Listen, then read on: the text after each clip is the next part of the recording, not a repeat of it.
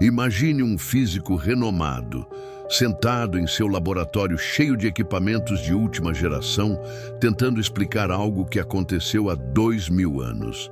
Ele analisa cada detalhe, faz os cálculos, consulta as leis da natureza. E no final, a única conclusão possível é: isso é impossível, mas aconteceu. Existem eventos registrados nos evangelhos que desafiam completamente nossa compreensão científica. Não estou falando de interpretações metafóricas ou parábolas. Estou falando de milagres físicos, testemunhados por centenas de pessoas que violam as leis fundamentais da física, da química e da biologia. Hoje, você vai conhecer 5 milagres de Jesus que deixam a ciência sem respostas.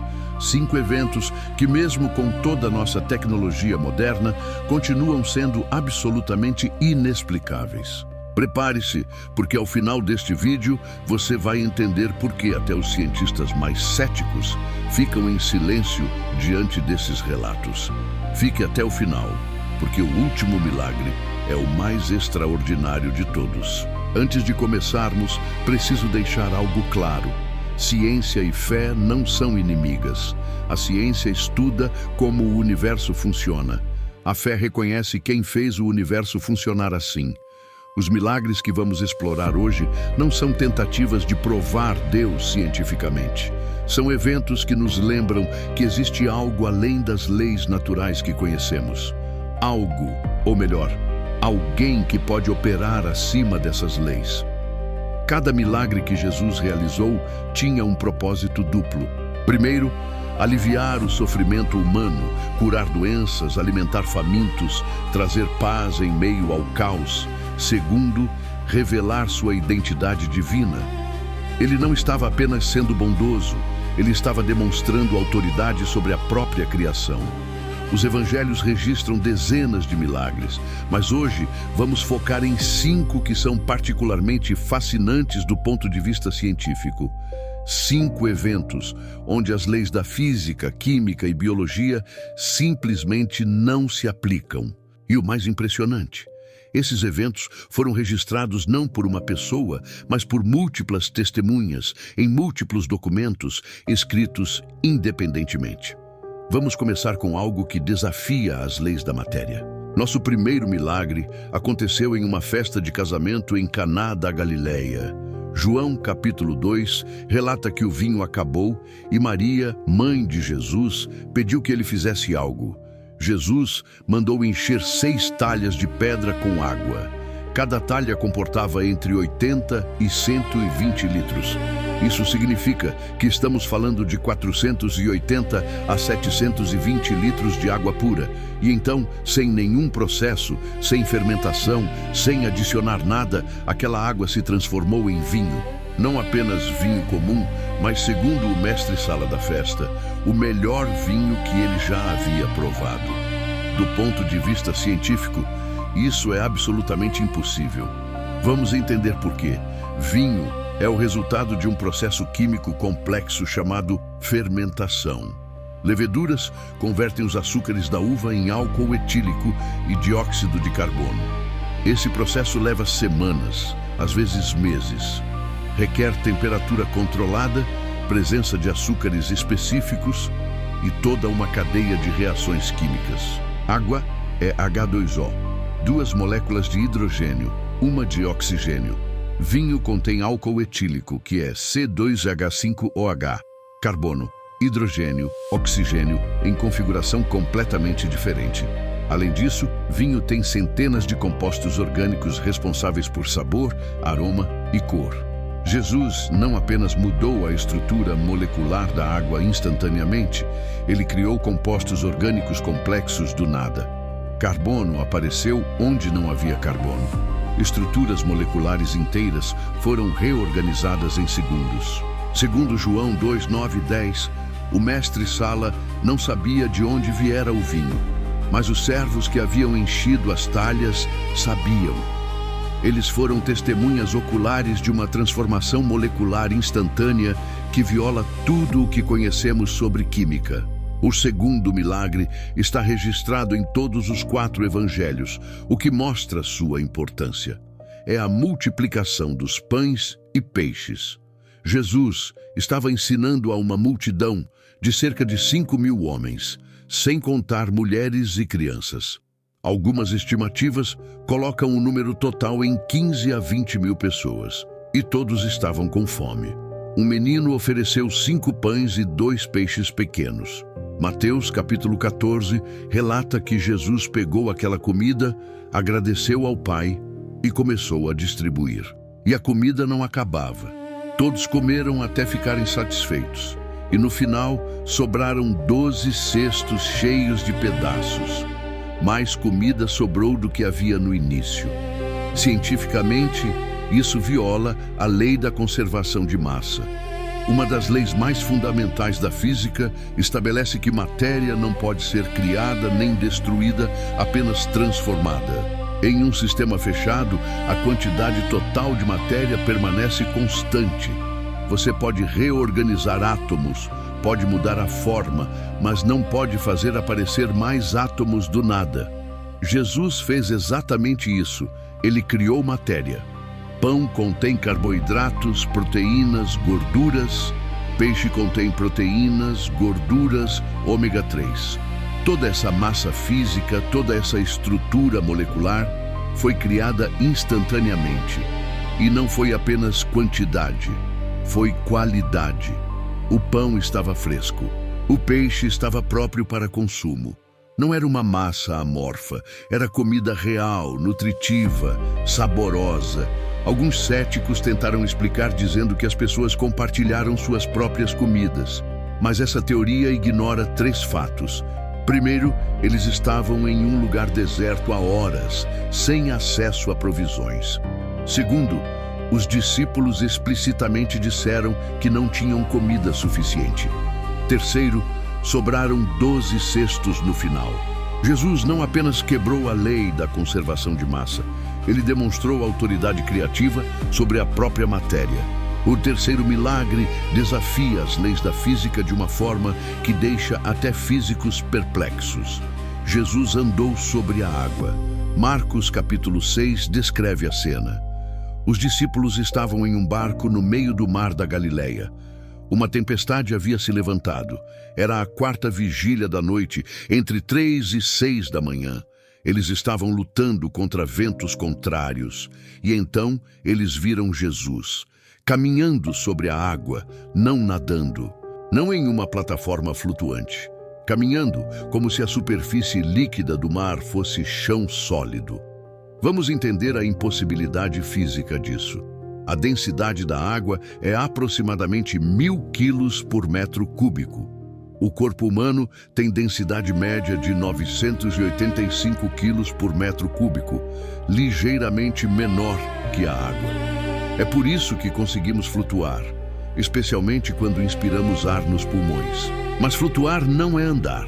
Para andar, você precisa de uma superfície sólida que suporte seu peso através da força normal de reação. Água não oferece essa resistência. É um fluido. Ela se move e cede sob pressão. Para Jesus andar sobre a água, a superfície teria que suportar aproximadamente 70 a 80 quilos de pressão concentrada em uma área pequena dos pés, sem afundar. Alguns tentaram explicar com a teoria de que ele estava andando sobre gelo, mas o mar da Galileia nunca congela.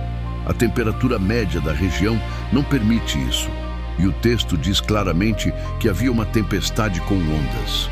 Outros sugeriram que havia uma formação rochosa submersa, mas Mateus 14:25 diz que ele foi ter com eles andando por sobre o mar.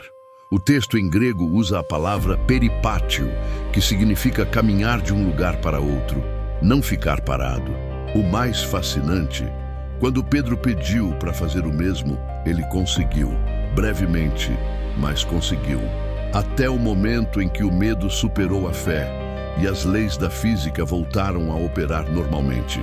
Jesus não apenas desafiou a física, ele demonstrou que a fé pode suspender as próprias leis naturais. O 4º milagre nos leva ao campo da neurologia e medicina. A cura instantânea de um paralítico. Lucas capítulo 5 conta a história. um homem que não conseguia andar, foi trazido por seus amigos. A casa estava tão cheia que eles abriram o telhado e desceram o homem até Jesus. Jesus primeiro perdoou os pecados do homem, o que causou indignação nos fariseus. Para provar sua autoridade, ele então disse: levanta-te, toma o teu leito e vai para a tua casa. Marcos 2,12 registra: ele imediatamente se levantou e, tomando o leito, saiu à vista de todos. Imediatamente. Não após semanas de fisioterapia, não com muletas temporárias. Instantaneamente, músculos que não funcionavam voltaram a funcionar perfeitamente. Vamos entender a complexidade médica disso. Paralisia pode ter várias causas: lesão na medula espinhal, dano cerebral, doenças neuromusculares ou danos nos nervos periféricos. Independente da causa, o resultado é a interrupção da comunicação entre o cérebro e os músculos. Quando alguém fica paralítico por tempo prolongado, várias coisas acontecem. Os músculos atrofiam por falta de uso. As conexões neurais se degradam. Em casos de lesão medular, o tecido nervoso danificado não se regenera naturalmente. Forma-se tecido cicatricial, que bloqueia permanentemente os sinais nervosos. A medicina moderna, mesmo com toda a tecnologia, não consegue reverter paralisia de forma instantânea. Terapias experimentais com células-tronco levam meses e têm resultados limitados. Cirurgias reconstrutivas são complexas e a recuperação é gradual. Jesus restaurou instantaneamente o que levaria anos de tratamento médico avançado para ter uma chance mínima de recuperação parcial. Ele não apenas fez os músculos funcionarem, ele restaurou completamente as vias neurais, regenerou o tecido nervoso, reverteu a atrofia muscular e devolveu coordenação motora perfeita. O homem não apenas ficou de pé, ele pegou sua maca e andou para casa. Coordenação, equilíbrio, força muscular, tudo funcionando perfeitamente. Isso é medicamente impossível. Mas aconteceu na frente de dezenas de testemunhas que ficaram, segundo o texto, fora de si de espanto.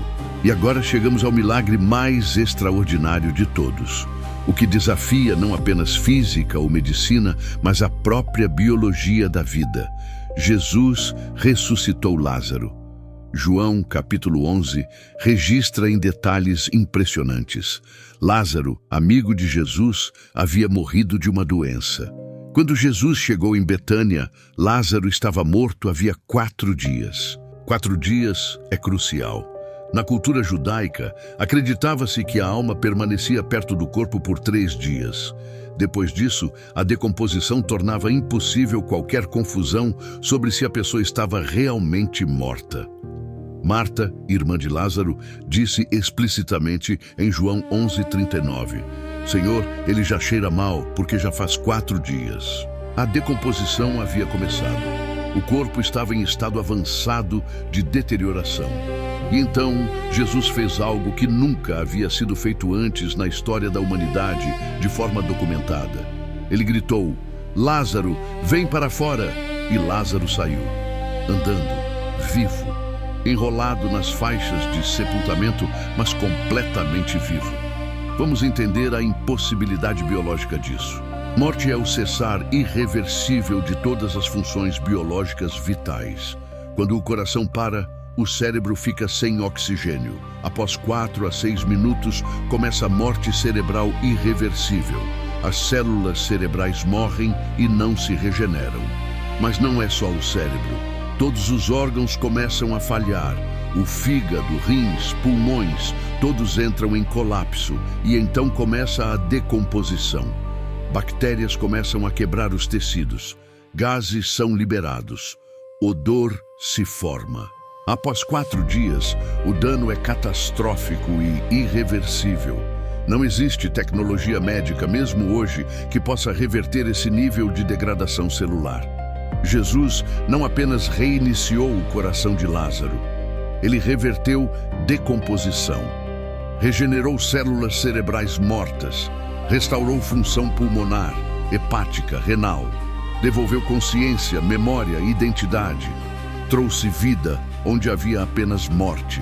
João 11:45 registra: muitos dos judeus que tinham vindo visitar Maria, vendo o que Jesus fizera, creram nele. Eles não tiveram escolha. Conheciam Lázaro, sabiam que ele estava morto, 4 dias morto, e agora ele estava vivo, conversando, se movendo. Este milagre não desafia apenas uma lei científica, ele desafia a própria definição de morte. Então, o que fazemos com esses relatos? Existem basicamente 3 posições que as pessoas tomam diante desses milagres. Primeira posição, são invenções, histórias criadas pelos discípulos para promover uma religião. O problema com essa teoria é que pessoas não morrem por mentiras que elas mesmas inventaram. Quase todos os apóstolos foram martirizados por testemunhar esses eventos. Além disso, os evangelhos contêm detalhes específicos de lugares, pessoas e circunstâncias que podem ser verificados. Segunda posição, são exageros ou mal entendidos de eventos naturais. Talvez Jesus não andou sobre a água, mas sobre gelo ou rochas submersas. Talvez Lázaro estava em coma, não morto. O problema é que isso exige reescrever completamente os textos e ignorar detalhes específicos que os próprios autores incluíram para evitar exatamente essas interpretações. Terceira posição, são exatamente o que os evangelhos dizem que são: milagres, intervenções sobrenaturais nas leis naturais por aquele que criou essas leis. Aqui está algo fascinante. A ciência opera com base na regularidade da natureza. Leis naturais funcionam consistentemente, mas as próprias leis naturais não podem explicar por que existem. Por que o universo segue regras matemáticas precisas? Por que existe algo em vez de nada? Milagres não destroem a ciência. Eles apontam para algo além da ciência, para um Criador que normalmente permite que o universo funcione pelas leis que ele estabeleceu, mas que ocasionalmente intervém para propósitos específicos. E qual era o propósito de Jesus ao realizar esses milagres? João 20:30-31 nos dá a resposta. Jesus realizou na presença dos seus discípulos muitos outros sinais miraculosos que não estão registrados neste livro. Mas estes foram escritos para que vocês creiam que Jesus é o Cristo, o Filho de Deus, e crendo tenham vida em seu nome. Os milagres não eram truques, eram sinais. Apontavam para a identidade de Jesus. Ele não era apenas um bom professor. Era Deus em forma humana, demonstrando autoridade sobre criação, matéria, física, biologia e até sobre a morte. No final, a questão não é se a ciência pode explicar os milagres de Jesus. É claro que não pode. Essa é a própria definição de milagre, um evento que transcende as leis naturais.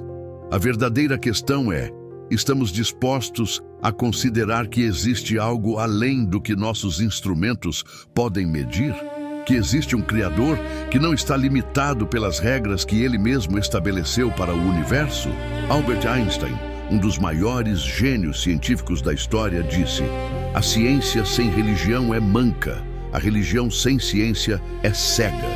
Ele reconhecia que ciência e fé exploram dimensões diferentes da realidade.